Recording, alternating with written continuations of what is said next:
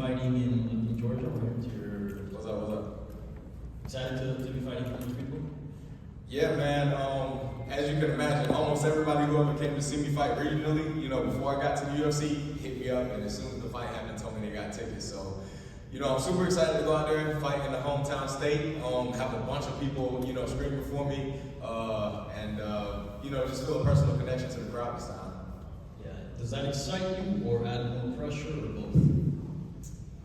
I think it's a little bit of both. More so, definitely excitement. I mean, the pressure's always there.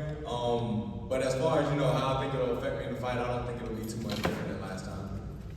Yeah. And what do you think about your opponent, Chris? He's been, he was in the UFC, came back, fought Sean O'Malley. Like overall, what do you make of him and sort of what he's shown in the cage?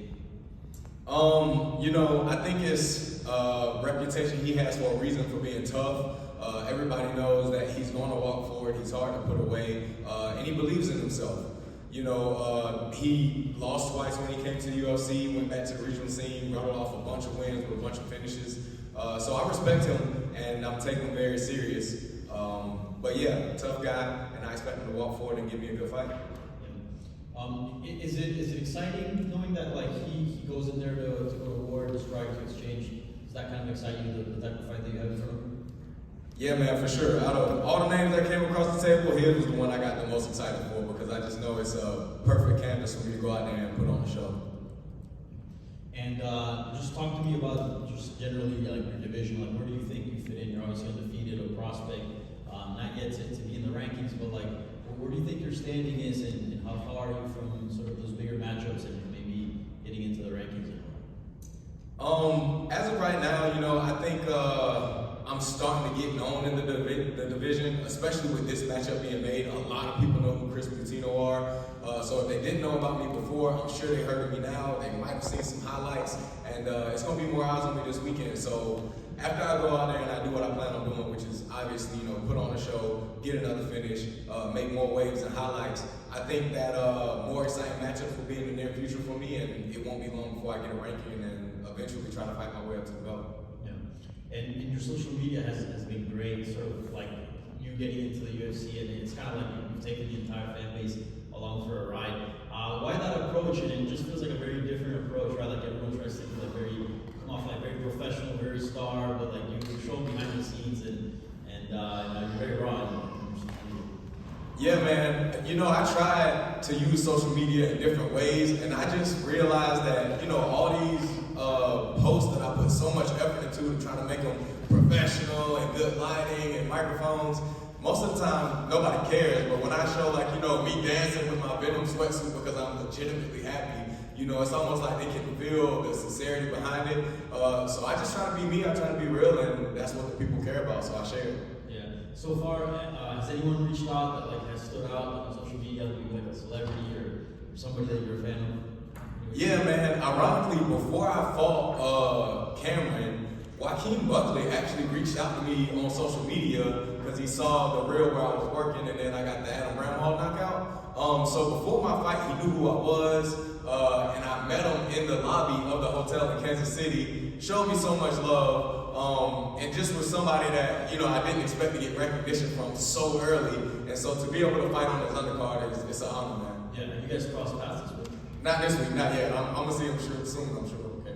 And just real quick, what are your thoughts on the division? We saw O'Malley lose in the rematch against Merab. I mean, what a performance, right? One of the best championship performances out there. What are your thoughts on Merab? Do you think he's the GOAT, and who do you think's going to take that belt from him? Because it looks rough right now. Yeah, I'm gonna be honest. I didn't think Merab was gonna come out and be a better version of himself, but he was. He was more aggressive and fiery than he was in the last fight. His ability to secure a top position and do damage and find a finish was even better. I mean, the fact that he is still competing on higher and higher levels every time he goes in there is absolutely mind-blowing. So I think that if he's not all ready to go, for sure he's in everybody's conversation of the GOAT for the bantamweight division. Tough luck for Sean O'Malley fighting somebody that's debatably the GOAT in the division to try to get his gold back. I still think he's great. And there's just so many fighters in the 135 division that are exciting, and so many of them have great striking styles, and I'm just excited to see where I fall into it. Well, thank you, and good luck. Thank you. Malcom, Wellmaker, Julian Virgin. What's going on? Good to see you, man. You spent a lot of time in Atlanta, Georgia, fighting on a local scene. Could you talk about how those opportunities have prepared you to be right here and have an opportunity to fight in front of a hometown crowd? Yeah, all the regional fights in Atlanta got me used to the traffic, that's for sure. But it's special when you fight in the city, man. It's so busy. After the fight, it's always so much to do. The crowd is always so into it. You know probably that every time I fight in Atlanta, I try to walk out with something very personal for the Atlanta crowd. So this was no different, man. You know, every time I've ever fought in Atlanta, you know, for the NFC, I've had a great time. The city has shown me so much love. So it's going to be that same feeling, just on a huge scale this time. And this is your first opportunity, man. Just being a part of a press conference like this, man. You're hearing other people ask you about not just like, you know, your fight, but this the division. How does it feel to be in this position? You know, I said it my last fight that everything felt like a dream. You know, everything was surreal, meeting all the fighters, all the opportunities, the nutrition team giving me meals, all this stuff. And it's almost like I'm reliving that same thing where experience like having this press conference and people asking me my thoughts about guys that's in my division, you know, champions, you know. It's surreal, man, and it feels good to know that I am getting some respect and recognition on the highest level, because for a long time I felt like I could do it, and it just seems to actually be happening for me now. Now, talking about that respect and recognition, how have things changed since your knockout in April? Well, first of all, man, my social media presence has just skyrocketed, man. I've gotten over like 70,000 followers since my last fight, which is crazy. So many people like the fact that I quit my job, became a full-time athlete. That's been incredible. You know, so many different athletes and companies are reaching out to me, showing me their love and their support. And I'm a full-time athlete now. You know, that's the biggest difference in my life, my day-to-day schedule. You know, I wake up, I go train, I come home, I recover, and I give my best effort again another 1 or 2 times a day. Just celebrated a birthday, just brought a new child into the world. How are you navigating life outside of the cage and also navigating your career inside of it? Honestly, man, I'm navigating everything as I always have. You know, life is always unpredictable. So I had to develop the ability to make decisions on the fly, keep my cool, be somebody that people could look to in times of stress, and nothing's changed. You know, we had a baby, delivery was great, baby's been chilling, he's back there right now relaxing. And being a full-time athlete, man, you know, I got the right people around me, my coaches, my teammates, everybody taking care of me. The Performance Institute is now a part of my team.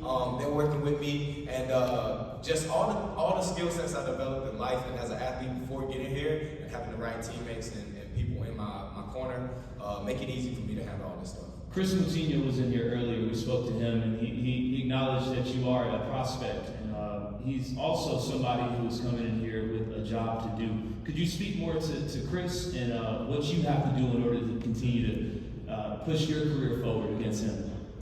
Well, first and foremost, huge respect to Chris. I mean, I know he took a fight on even shorter notice against Sean O'Malley, but you know, him taking a fight 11 days notice with me after what I just did, and then especially after having been cut before, he know what risk was in front of him, and he had, you know, the heart to say yes. So huge respect to him, and I think that's just a reflection of the type of fighter he is, the type of person he is. You know, he's going to come in, and even though he respects me, he's not going to be afraid of me. He's going to walk forward, he's going to push the pace, he's going to try to get me tired, he's going to be willing to take my best shot and give more back.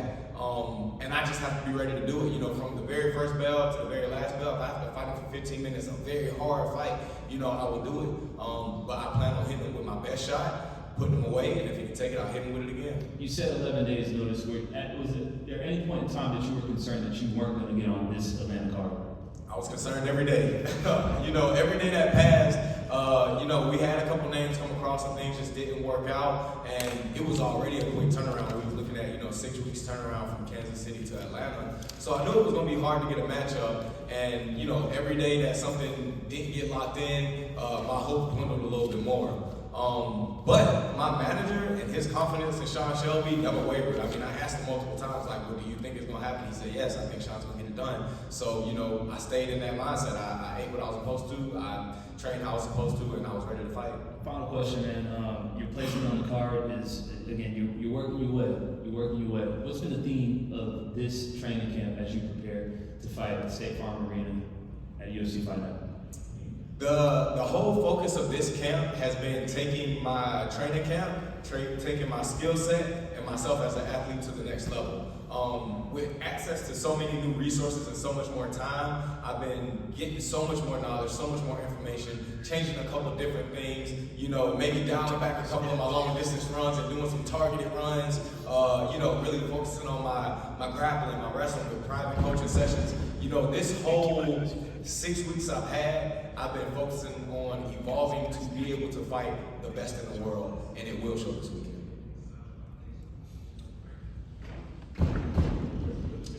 Obviously, it's here in Atlanta. The UFC hasn't been here in a long time, so you're uniquely able to talk about what it's like fighting here in this city. What do you think it's going to look like on Saturday? And why do you think Atlanta is a spot that should be a place that the UFC continues to come back to?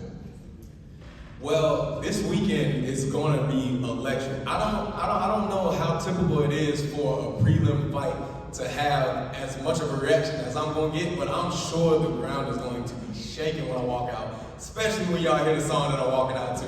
Somebody might start fighting in the crowd. I mean, it's going to be a good time, and there's talent in Georgia. So much as the crowd shows up, so much as the fighters from Georgia keep doing what they're supposed to be doing, I think that they'll visit Atlanta a little bit more frequently.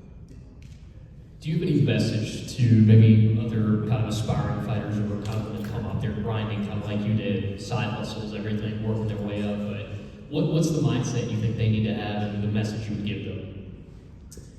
Man, you know, when I look back at me trying to climb my way up to this level, and, you know, all the hardship that came with it, I mean, I took so many losses, even though only so many in the cage, just in life, you know, so many people you have to deal with, you know, losing along the way, so many opportunities you have to pass up, career opportunities, even vacations, just so many things. You have to be willing to take those losses, and you have to be willing to stay focused on what you're pursuing, and know that it's worth it to you, because, you know, for everybody it's something different. So whatever it is you're pursuing, make sure that your heart's set on it, and all those losses that you take along the way will be worth it. I think last question for me. Everybody probably does things differently when the fight is in your home state, and your family. How are you going to kind of adjust that? Your whole friends and family, a lot of people be able to see you fight on a big stage like this. You know, for me, when I fight, you know, I have fun. I have a good time. I say it all the time, but whenever me and my team take a fight trip, it's literally like a vacation, man. We come out here, we stay in nice hotels, you know, we have a good time, we eat different food, we see different people. So when I go compete, I'm out there having a good time too. So just having people that I love so personally be able to share that experience with me, I expect to go in there and have even more fun. I know the pressure is a real thing. I know it gets to a lot of people. But for me, man, when that cage door closes and they ring that bell, I got one thing in my mind. That's what I'm looking for. Thank you. Malcom. First of all, shout out to you for keeping that promise. I remember you told me. I remember you asking. Shout out to you. When you walked in the office and you had on that white welding cap, what was that conversation like? Was your boss like, all right, I already know what's about to happen, like, we don't need to have this conversation? Or was he like, hey man, thank you for coming and working for me every day, putting in the time? Like, how did that conversation go? Yeah, it wasn't, I didn't really have to explain myself too much. I literally had on sweatpants and a hoodie. You know, everybody else is wearing their hard-toe boots and everything. And I sat down at the table, I stopped to grab biscuits on the way to work. And they knew, you know, everybody that was at my job was supporting me. They watched the fight, they knew what my aspirations were, and they knew what position I could be in if I got the bonus. So we literally sat at the table for about an hour. I mean, they stopped work, we had a good farewell, we talked about all the memories, we talked about what's next, and I rounded up my tools and went home. You know, it was a very positive experience. And then, I know they asked you earlier about like fighters and people like that reaching out to you, but as far as trades goes, like I know people that work in trades, they're like your brothers because you're with them. They say that you're with the people that you work with in trades more than you are your own family sometimes, right? So Have you had people from the trades kind of reach out to you as well in the DMs and be like, hey bro, like, inspiring story, like, I work trades every day, I do what you do type thing?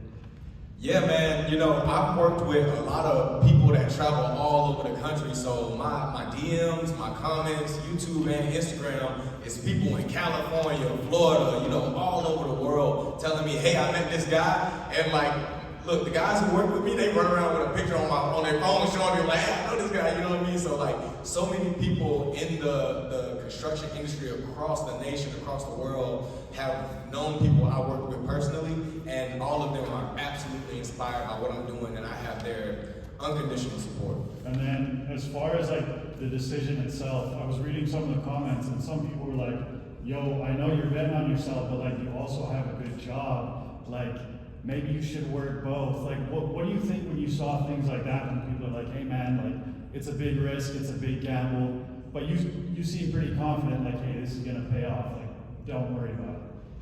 Yeah, man. You know, I just talked about, you know, taking losses when I was pursuing this stage, and that's another loss I'm willing to take. If the money that I got, you know, falls out of my pocket, it doesn't last, I'm not getting these bonuses anymore, you know, I bet on myself, I pursued that greatness, and I'm happy and content with doing it.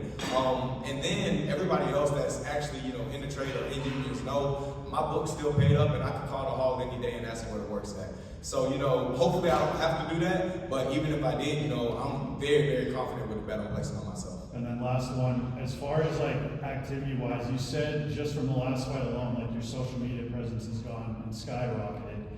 We've seen guys in the past like Kevin Holland be super active in a year. Another guy, Joshua Van, taking a bunch of fights, just took another one against Brandon Roybal. All of a sudden, everybody's talking about him, right? So, are you looking to be that active as well, and you know, kind of develop a fan base like they had so quickly? Yeah, 100% really not taking a lot of damage. I'm 100% willing to make, you know, 2 month, 3 month turnarounds, or even less depending on the opportunity. So yeah, if it works out, if the cards are stacked the right way and the matchups make sense, I will be as active as possible. Firstly, Malcom, thanks for coming. And second, you know, you've had kind of a whirlwind start to your UFC career, but they did give you a pretty tough opponent in Cameron Saimi your first time out. How does it feel to know that the UFC and the MMA community at large thinks so highly of you by putting you in these sorts of situations? Yeah, I'm so glad that I got a test like Cameron Simon and was able to do what I did, because I think that's what set up, you know, the respect for my skill set. You know, if I'd have went out there and not had an opponent that was as tough and it was expected for me to do that to him, I don't think that my career and the hype behind me would be the same, but because of him, it set everything up perfectly.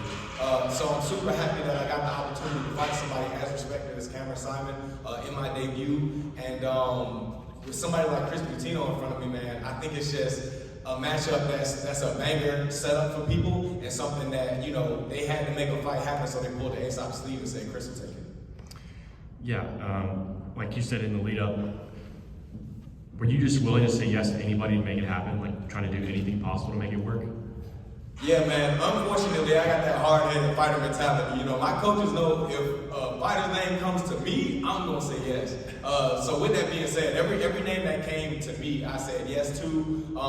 And like I said, things just didn't work out. Some of them was just too quick of a turnaround. Some of them actually accepted and they got injured. So like I said, Chris was the guy. You know, you need him to take a fight on short notice against a killer, he'll do it. So last question. Can I take a guess as to what your walkout song would be, or are you saving it as a surprise?